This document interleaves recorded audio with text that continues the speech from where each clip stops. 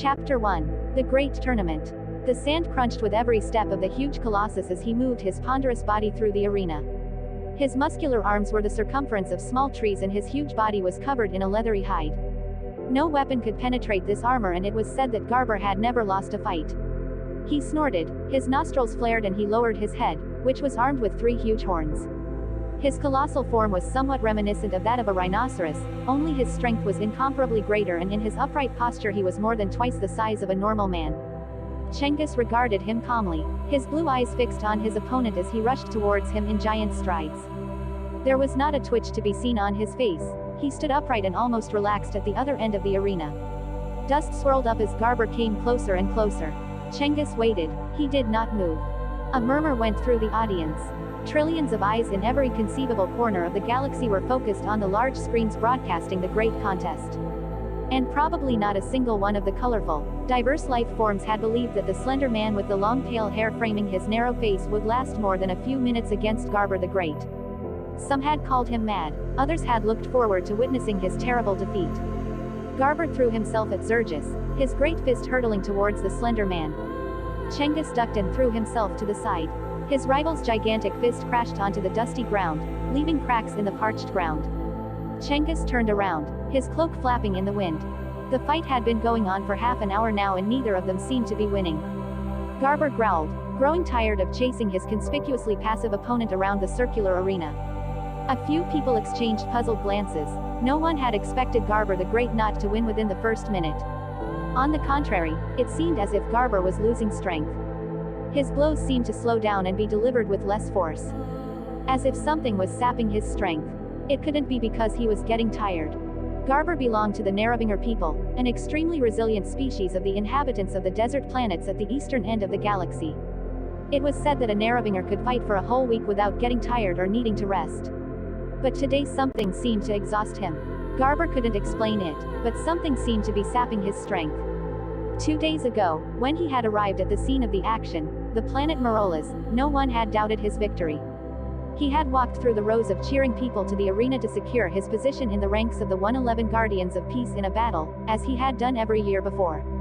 It was almost one of the biggest events of the year. The annual tournament that determined the 111 Guardians for the coming year was broadcast across the galaxy on large, specially erected screens. For most of the almost 112 trillion inhabitants of the galaxy, this seemed almost a matter of course, but it required long and detailed planning. Even though the technology was already well advanced, it was a challenge to install screens capable of transmitting even in the more remote parts of the galaxy. In the far corners of the galaxy, on some of the smaller and remote planets, there were also problems with reception and the signal could only get there at all with some special amplifiers. After all, some of the less civilized peoples of the deserts and ice planets had no interest in transmission. They would probably have considered a large screen to be the work of the gods and either attacked or worshipped it. They were very different from the highly developed life forms on the planets of the so-called Inner Ring, a belt consisting of 54 of the galaxy's 187 planets, where the most intelligent and advanced inhabitants of the galaxy had settled. The galaxy was so vast that its extent was unimaginable even to most of its inhabitants, and many of them knew little more than the planet on which they had grown up.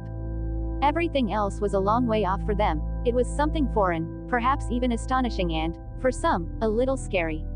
Only a few of them had ever left their home planet and told their people about the endless expanses out there.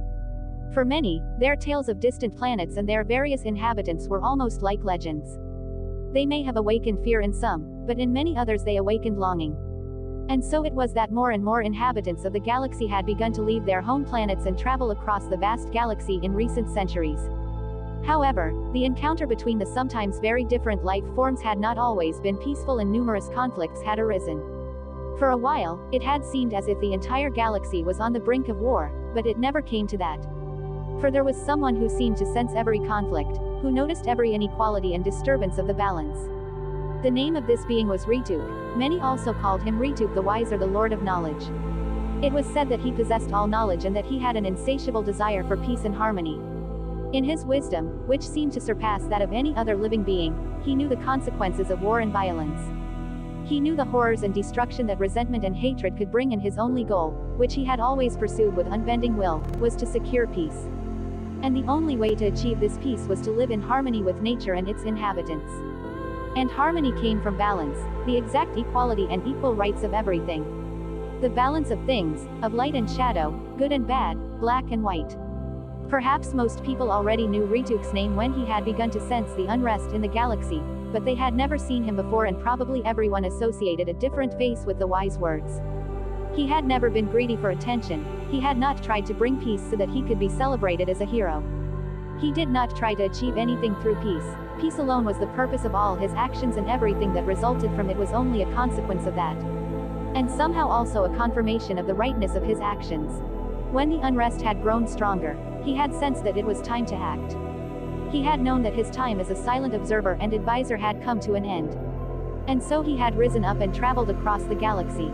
Driven by his iron will, he had sought out those who loved and honored peace as much as he did.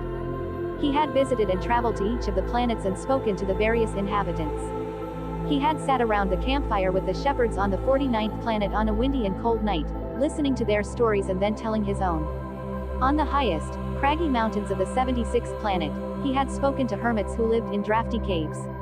Under the earth of the 165th planet he had spoken to the tiny miners, as well as to the giants of the 23rd planet, the guardians of the mighty Morkoshan, mammoth-like creatures on whose tusks a multitude of plants and small animals had created their own habitat.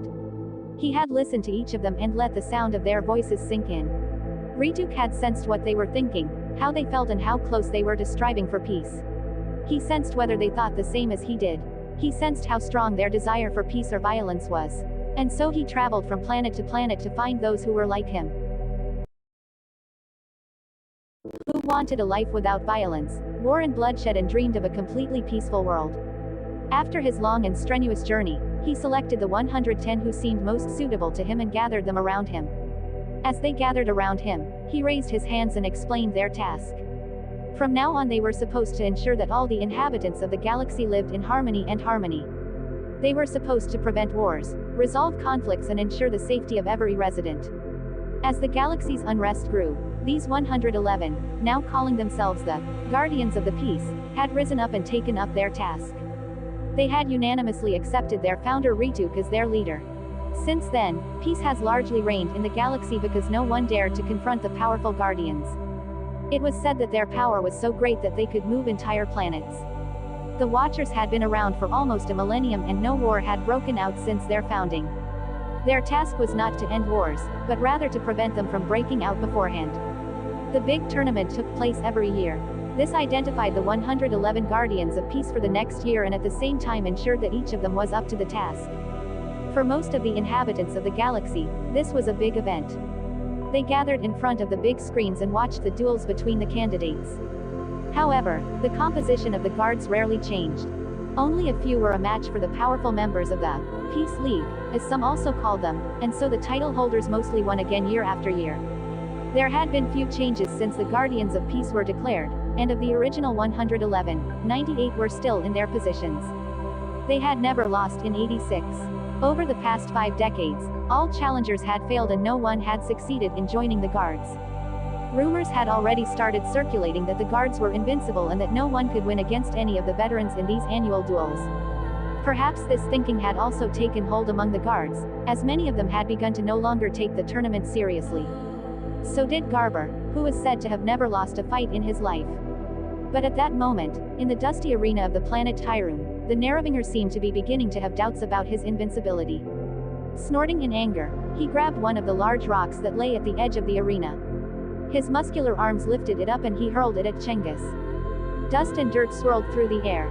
Cengiz didn't move, instead he stretched out his arms and closed his eyes. The rock fell on him and the next moment there was a loud bang.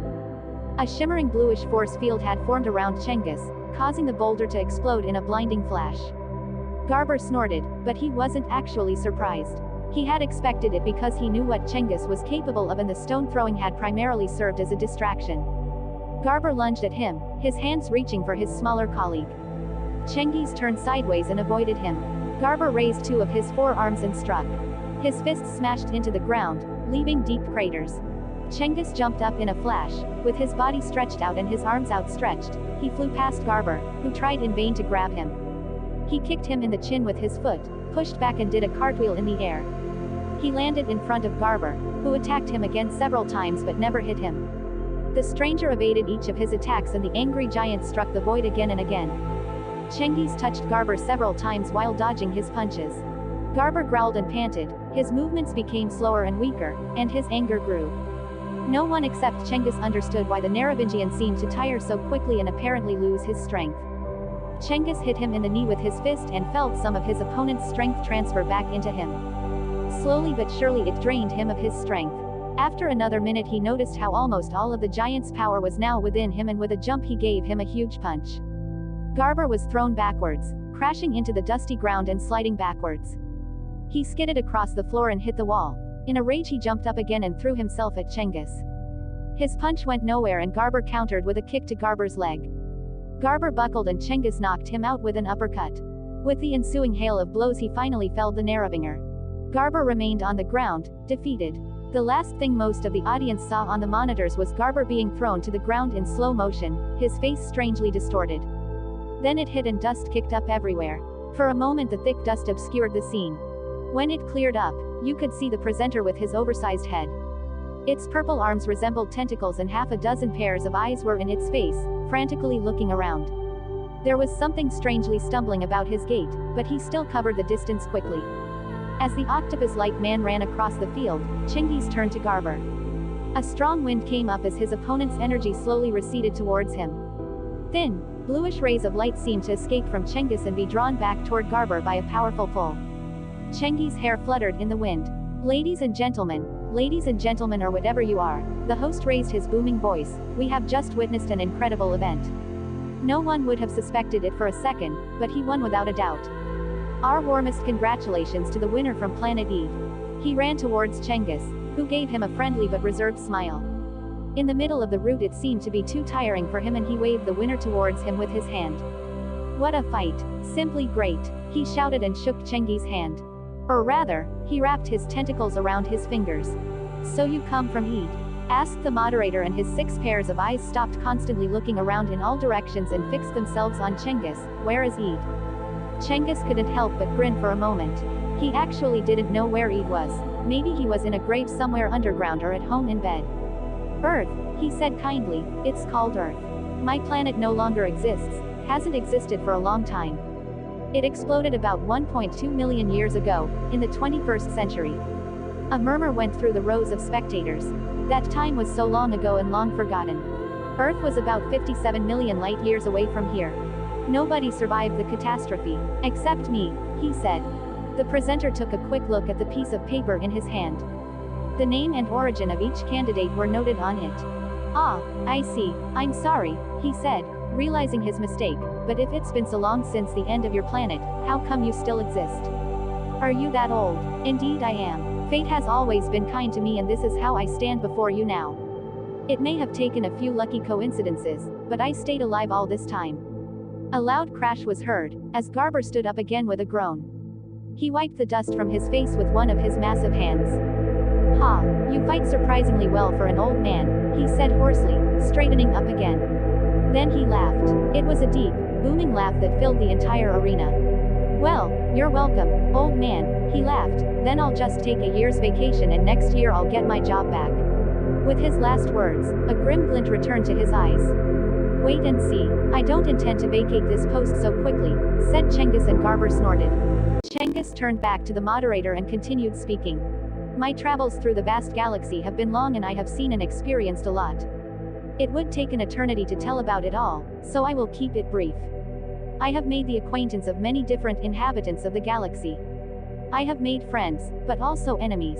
Many good experiences marked my long journeys, but I also saw many terrible things and witnessed unimaginable suffering.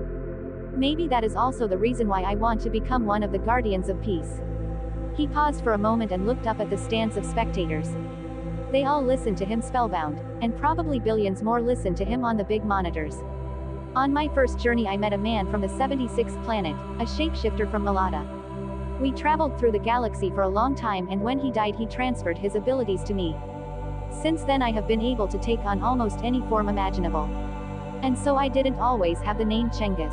On my long journeys, I often changed not only my shape but also my name, he said, and everyone listened to him spellbound. But that doesn't really explain why you're still alive after so long, the moderator remarked. Or have the inhabitants of your planet all grown so old? No, not even close, he said and laughed briefly, but luck was often on my side. On one of my trips I found something that extended my life and prevented my death. I arrived at a seemingly uninhabited place with some friends' planets. An alien world with dark, deep swamps and dry and barren canyons. I spent a lot of time in this place and eventually found life there. Beings that never seemed to age. They seemed to be caught in an eternal cycle. The researchers, who accompanied me, soon found the origin of this phenomenon. In some of the lakes and also in the depths of some caves and shafts we found deposits of an unknown mineral. We found that this mineral was related to certain bacteria, like those found in the blood of inhabitants of the earth, have a special effect. It led to the release of cell-regenerating hormones that more or less reversed the aging process and allowed wounds to heal in a very short time. I assume that this mineral is the origin of many legends that speak of immortality diamonds.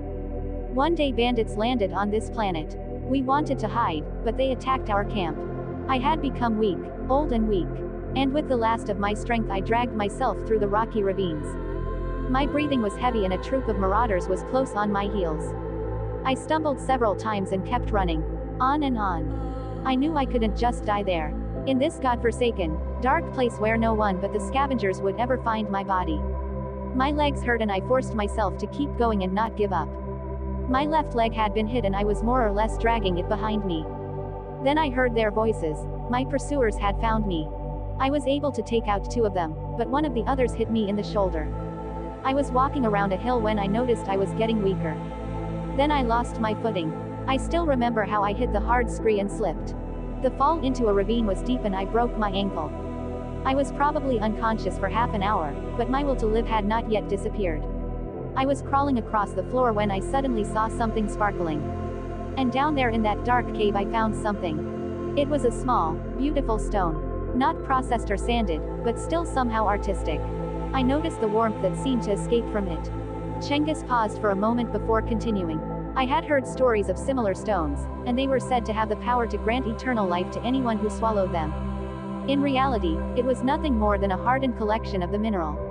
I didn't know what side effects it would have on my body. But I was at the end of my strength. What did I have to lose? And I believed that it wasn't my destiny to die there. So I swallowed the diamond and suddenly I felt the strength returning to my limbs. My wounds closed and then I was overcome by nausea and dizziness. I collapsed and lay there for some time, weak and powerless. But after 2 days I rose feeling stronger and healthier than ever before. The legends were true. Since that day I have been immortal. I only narrowly escaped in the barren hills, but perhaps fate would have it that way. Perhaps my will to survive should be tested one more time before receiving this gift. I collected more of this mineral and pressed it into another diamond, which I also swallowed. I decided to honor this gift and from now on I would help everyone who was in need. On my travels I met many different lifestyles and I was always ready to give them advice or support should they need help. I abhor nothing more than senseless violence and whenever I was faced with injustice, I tried to fight it. I don't want to brag about my exploits here, but I think we should all be grateful for what we have been given. And I was given eternal life. I think I owe the world something for that. One day I finally settled down. I found a place that reminded me of my old home on earth and I settled there. Maybe we all have a certain longing for a place we can call home. This place also filled me with a bit of sadness, because I would never see my true home again. And there's nothing I can do about that. He was silent for a moment, then he smiled. It wasn't a particularly happy smile. But I don't want to get sentimental here. I should be happy with what I've been given, he said and then drove off. Continues his story. I lived as a simple farmer. I cultivated my fields and lived a peaceful life, away from any danger or possible conflict. At this time, Rituk had just completed his journey across the galaxy and the Guardians of Peace had risen. So I was able to allow myself this quiet life. But now the desire for adventure has grabbed me again and I have the feeling that it wouldn't be right to devote myself to this quiet life any longer. Maybe he just had the feeling that he was needed. Even if he didn't know exactly yet why. He could have gone on and on for a long time. After all, he had helped numerous people over this long period of time and he was revered as a hero on many planets. But on the one hand he didn't want to brag, on the other hand he was probably not remembered there. He now had a different shape. Oh, so you're not really a beginner? Thundered the moderator. Then you already know quite well how to help people. Cengiz nodded. Then he slapped the moderator on the left, then right in the face. Not too strong, but not without strength either. The moderator looked at him in surprise. How do you know our farewell ritual? He wanted to know, and Cengiz just laughed. There is hardly anything that I don't know, he said, and ran away towards the changing rooms. He had already helped the people to whom the moderator belonged several times and had gotten to know their rather strange customs. He never understood her, but he had learned to adapt. He ran quickly through the huge archway that led out of the arena. Cengiz turned right and came to a small, dark door. When he pressed the button next to it, the 8-piece door folded to the side. He ran down the narrow stairs and through the round limestone hallways. The door to his room was also made up of several separate pieces that folded up like a paper airplane when opened. He took a quick look in the mirror and decided to return to his original form for the occasion. He paused for a moment and remembered his appearance. Back on Earth he had looked completely normal. He closed his eyes and his form blurred. His long hair disappeared and he slowly transformed into a man about 1.80 meters tall. A little later he opened his eyes again and looked in the mirror. His eyes were brown and his bushy eyebrows were as black as his hair. His skin was slightly tanned and he had a slight paunch. Dressed in a dark suit with a white shirt and matching tie, he left the room. He quickly ran across the barren corridor. He wanted to go outside and eat something else. Chapter 2. The journey in the flower. In front of the arena, the buffet had been laid out on large, oval tables. The shiny tables were laden with hundreds of different foods from all corners of the galaxy. Even he didn't know the names of all the more or less delicious dishes. Cengiz glanced at the plates in front of him. Piled up on top of it were masses of some kind of glittering jello. Behind it he saw orange bread that appeared to be topped with various octopus arms and sprouts. He thought to himself with a grin whether the presenter had been used as a sandwich. Then he joined the queue of those waiting. Some offered to let him go first, but he politely declined. On one of the feather-light trays he put something of every dish that seemed interesting to him. He found a seat at one of the small tables and began to eat when suddenly an elegant figure approached him. He raised his head and looked into the face of a tall, beautiful durian woman. Her skin was a light blue color and her hair seemed to glow in hundreds of colors. Each of her strands was long, so long that they almost reached the floor, and a color that never quite matched any other. Her hair blew in the wind and followed her like a colorful wave, its own magnificent play of colors. Like hundreds of shimmering rainbows. Although he had met durians before and their hair had always fascinated him, he stopped for a moment and admired their beautiful appearance. Her steps were so light that she almost seemed to float above the ground, and her face was narrow and, like the rest of her body, very delicate. Her clever, turquoise eyes looked at him in a friendly manner, a subtle smile played around her mouth. For a moment he looked at her, transfixed. In all his travels he had rarely seen such a beautiful and graceful creature. Her voice broke the silence. So you're the fighter who defeated Garber earlier? She asked. Her voice was gentle, matter-of-fact, and seemed cold at first. But he still felt a warmth in that voice that seemed to override the natural coolness of the durians. I saw you coming out of your rooms. Your appearance is so different, she said, and he heard a slight surprise in her voice. She sat down across from him, her long hair wrapping around one of the goblets on the table. She effortlessly picked it up and brought it to her mouth to take a sip of water. It was very easy for her. Her hair often acted as a third hand for Durianer. The long, colorful strands of hair could wrap around something or someone with enormous force. Yes, he said, and she looked at him curiously. He had already met many Durians and had even been friends with one for a long time. But his new acquaintance seemed even more beautiful and graceful in her violet robe. I changed my shape, he explained to her, slightly embarrassed. I'm sorry. That's pretty confusing for a lot of people. Sure. As many different things roam our galaxy, shapeshifters are a relatively rare sight. Or maybe, we just don't notice them, she said and winked at him. Whatever. I just spoke to Rituk. He thought I should help you with your first task. She then gave him her delicate hand. My name is Talera. I have been one of the Guardians of Peace for 53 years, she said. Cengiz, he answered and shook her hand. Our stories aren't all that different, Cengiz. I, too, against all expectations, won the tournament back then. Until you joined, I was the youngest member of the guards, she said and laughed, so they probably thought that could best instruct a newcomer. And can you do that? He asked and grinned. We'll see. You'll be able to judge better in a few weeks. I've heard of you, he said, but today I'm seeing you for the first time. No wonder. I can't stand the cameras. I'm a guardian of the peace. My job is to solve conflicts and protect people and not to smile kindly for the cameras and cut a good figure. Hopefully you're not there because you expect fame and honor from it. Her voice became sharp at the last words. Where am I going? I've never been interested in fame and recognition, he reassured her. Understandable. Another reason why I'm rarely seen is that I usually take on the smaller tasks. It's not always just big wars that need to be prevented, it's often the small problems that spark an unstoppable fire, and I'm nipping this fire in the bud before it breaks out. Someone has to take care of the little conflicts and I'm happy to take care of that. Maybe I'd even prefer it to dealing with the huge, spectacular things, she said with a smile, but now to you. I heard you come from a planet that hasn't existed for thousands of years. Earth, right, yes, I always thought I knew just about every planet that exists or once existed. But I've never heard of your planet or your people. She leaned forward and looked at him with a beaming smile. Curious eyes, you definitely have to tell me something about yourselves. How did you live? Did everyone look like you? I love meeting new peoples. He was silent for a moment and the enthusiasm left her face and turned into concern. Are you okay? Did I say something wrong? She asked uncertainly. No, it's fine. I just don't remember it too fondly. It was a long time ago you could say. But I can't really forget it. It doesn't let me go. It never let me go. All of them, it's been a long time. So much has happened and yet I can't get rid of this image. The last memory of the Earth before it exploded in a huge fireball, torn into millions of pieces. And now there is nothing left and even the stories that were once told about the Earth are long forgotten. Nobody survived but me, my friends, my family. Everyone who once meant something to me. They're all dead. Billions of people have lost their lives and now I'm the only one left. The last of my people. And so that the one who carries the burden, that we are not completely forgotten. He was silent for a moment and she was about to say something when he continued. This huge explosion, this ball of fire. This all-consuming inferno. This image is burned into my mind and I only have to close my eyes to see it. In his mind's eye he saw it as if it were yesterday.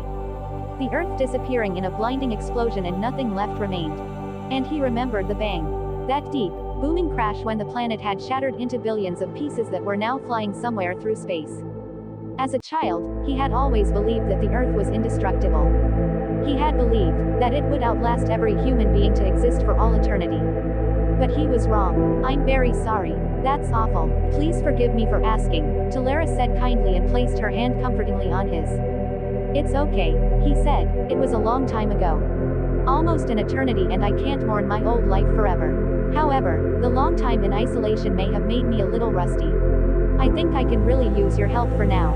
A lot has happened, the world has changed and I may not be completely up to date anymore. Certainly not. 1,000 years in isolation. She laughed. After 2 days you